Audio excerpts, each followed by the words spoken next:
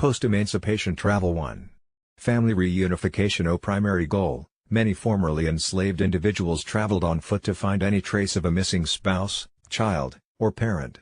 Legacy of Displacement, because enslaved people were routinely sold away or relocated to new plantations. 2.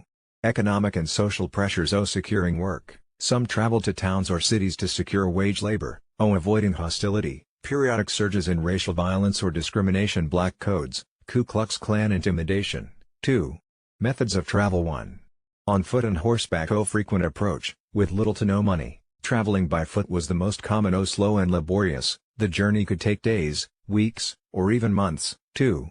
Wagon trains and river routes. Group travel for safety, some families or small groups join wagon trains, especially on well-known routes to cities like Memphis or St. Louis. Steamboats and ferries, in riverine regions for example, along the Mississippi, traveling by boat could be quicker and safer. 3. Railroads where possible. Emerging infrastructure, rail lines in the South were expanding and repairing after war damage, but tickets were expensive. 3. Importance of word-of-mouth networks. 1.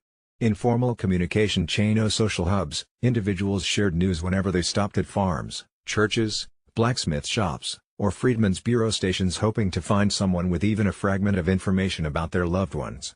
Recent migrants and travelers, people who had just arrived from distant plantations, were an invaluable source of fresh leads. 2. Role of community elders. Collective memory, older community members, local preachers, or teachers often kept mental notes of who had come through town or which plantation owners had once held large numbers of enslaved people. Oral tradition, in many cases, families' personal histories, genealogies, and connections were preserved primarily through spoken stories rather than written documents. 3. Circulating rumors and sightings. Follow any clue, sightings of a familiar name or an unusual scar became powerful rumors that could prompt a new leg of travel. Uncertain accuracy, with little systematic record keeping, misinformation could lead people on fruitless journeys. Still, it was often the only hope for reuniting. 4. Churches and community gatherings as communication hubs. 1. Spiritual and social center. Post-emancipation churches, black churches, which spread rapidly during and after Reconstruction, were more than places of worship. They served as schools, meeting spaces, and critical points of social support. Announcements and bulletin boards, visitors or itinerant ministers might read out names of people searching for missing relatives. Some churches posted letters or notices so members could share them widely. 2. Mass meetings and revivals. Large gatherings, revival meetings or camp gatherings drew individuals from far-flung towns. These events provided opportunities to spread news about missing family members. Cross-community exchanges, people from multiple counties or states might attend, significantly increasing the odds of finding someone who recognized a name or shared a vital piece of information. 3. Clergy as informal agents. Trusted messengers, ministers and teachers often had elevated literacy rates or formal connections to organizations like the Freedmen's Bureau. Traveling preachers, traveling clergymen or circuit riders could carry news from town to town, collecting and delivering messages to those searching for lost kin. 5. Challenges and dangers. 1. Physical hardship. Lack of shelter and supplies, many spent nights in the open, depending on charity for food, or worked odd jobs along the way to finance further travel.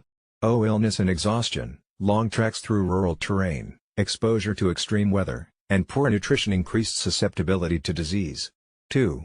Racial hostility and violence. Harassment and assault, traveling African Americans were frequently stopped, harassed, or attacked. Vagrancy laws, under black codes, vagrancy charges could be used to arrest or force newly freed people back into exploitative labor if they could not prove employment or a local residence. 3. Limited reliable information. Fragmented leads, even when a sighting or rumor was shared in good faith, that lead might be outdated or incorrect. Extended travel could end without success. Constant movement, meanwhile, the person being sought might also be on the move, chasing their own leads, complicating the search. 6. Success stories and broader impact. 1. Family reunification. Against all odds, despite severe obstacles, many determined people eventually reunited with long-lost relatives. 2. Community bonds. Network building, the collaborative nature of these searches strengthened broader African American communal ties. People learned they could rely on one another for crucial information, hospitality, and mutual protection. 3. Historical documentation. Oral histories. The WPA slave narratives in the 1930s. Thank you. Please like, share, and subscribe. Oran Z.